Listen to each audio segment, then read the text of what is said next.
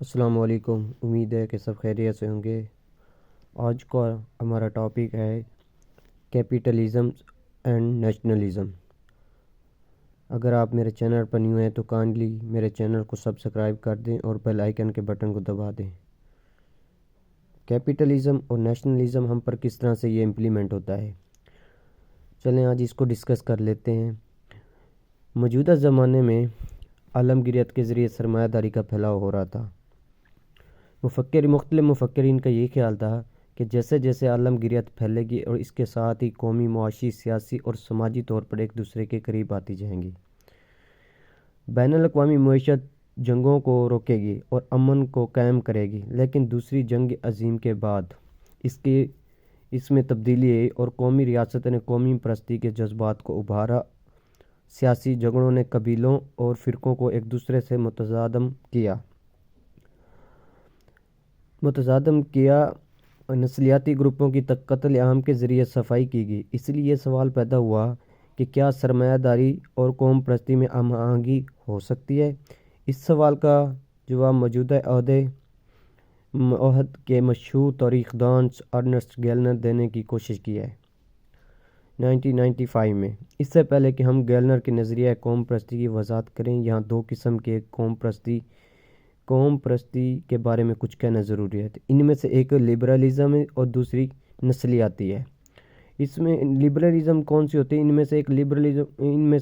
اس میں سے یہ گنجائش ہوتی ہے، لبرلزم میں یہ گنجائش ہوتی ہے کہ مہاجرین آباد ہو کر اپنے نئے وطن کی شناخت میں خود کو ضم کر لیتے ہیں، جس کی مثال امریکہ کی ہے۔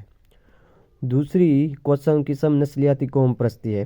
یورپ کے ملکوں میں جہاں قومی ریاست کا ادارہ وجود میں آیا، وہاں اس کی جغرافیائی حدود میں رہنے والے ایک قوم ہیں۔ وہ ایک زبان بولتے ہیں اور ایک نسل سے تعلق رکھتے ہیں، ایک ہی مذہب کو مانتے ہیں اور ایک قومی کلچر سے ہم آہنگ ہوتے ہیں۔ لہذا قوم پرستی کے یہ دو رجحانات نئی سوچ اور فکر کو پیدا کرتے ہیں۔ گیلنر نے اپنی کتاب نیشن اینڈ نیشنلزم میں اپنے عہد کی 3 بڑی سلطنتوں کا جائزہ لیا ہے: آسٹریاس ہابسبرگ امپائر، روس کی رومانوٹ امپائر اور سلطنت عثمانیہ۔ ان تینوں سلطنتوں میں کئی ملک ان کا حصہ تھے۔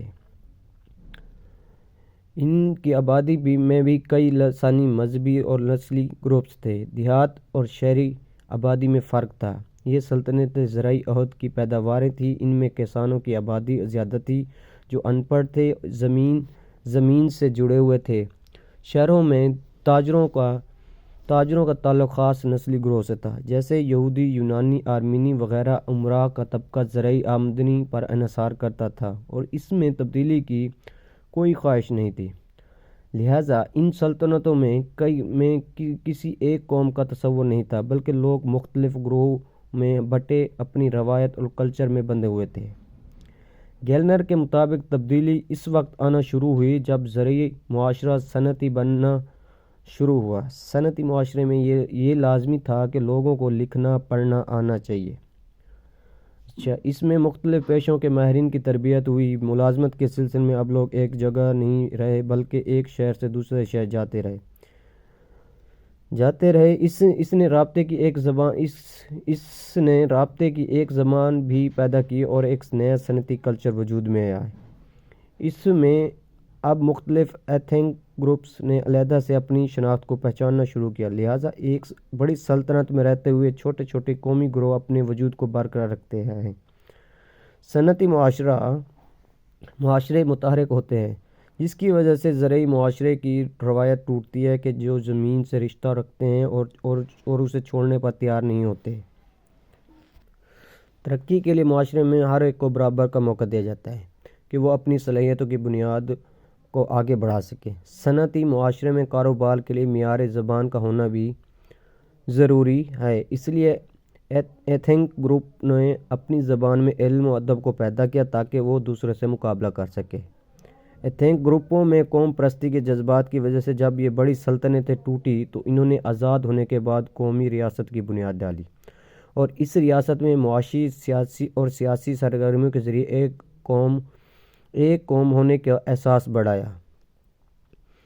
جب ان ایتھنک گروپس نے ایک قوم کی تشکیل کی تو ان کے سامنے کئی مسائل آئے۔ مثلاً بعض حالات میں ایک ہی نسل سے تعلق رکھنے والے لوگ جو دوسرے ملکوں میں آباد تھے انہیں واپس لا کر قوم کا حصہ بنایا، اور ان کے ساتھ جو دوسرے ایتھنک گروپس تھے انہیں یا تو ملک سے نکال دیا گیا اور ان کا قتل عام کیا گیا۔ اس کی مثال ایک یہ ہے کہ جب پہلی جنگ عظیم کے بعد ترکی جمہوریہ بنا، اس کے اور یونان کے درمیان سرحدوں کا نیا تعین ہوا تو وہ ترک جو یونان میں تھے وہ یونان زبان بولتے تھے انہیں ترک بھیج دیا گیا، اور ترکی میں جو یونان آباد تھے اور ترکی بولتے تھے انہیں یونان کے حوالے کر دیا گیا۔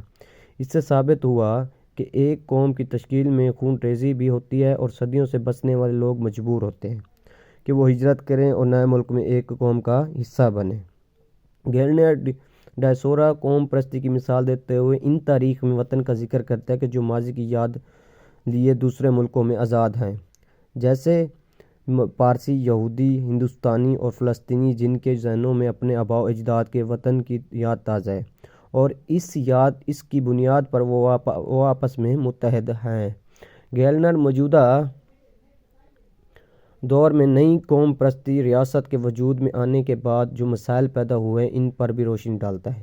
مثلا ریاست میں اگر اقلیت سے تعلق رکھنے والے گروپ کا کاروبار اور تجارت میں کامیاب ہو جاتا ہے یا دوسرے شعبے میں مہارت حاصل کر لیتا ہے، اس صورت میں معاشرے کی اکثریت اس کے خلاف ہو جاتی ہے، کیونکہ وہ اس پر پابندیاں لگا دیتی ہے، جس کی وجہ سے اس کی سرگرمیاں ختم ہو جاتی ہیں۔ جرمنی میں یہ سلوک یہودیوں کے ساتھ ہوا اور بوسنیا میں سلاد نے مسلمانوں کا قتل عام کیا۔ اسی وجہ سے یہ خیال کہ کاروبار، تجارت اور خوشحالی قوموں اور فرقوں کے درمیان نفرتوں کو کم کرے گی، ایسا نہیں ہوا۔ قومی ریاست اور ایک قوم کی تشکیل پرامن طریقے سے نہیں ہو سکتی۔ جی تو یہ تھا ہمارا ٹاپک کیپٹلزم اور نیشنلزم۔ اگر آپ کو سمجھ آئے تو پلیز میرے چینل کو سبسکرائب اور بیل آئیکن کے بٹن کو دبانا نہ بھولیے۔ ملتے ہیں نیکسٹ ٹاپک کے ساتھ۔ خدا حافظ۔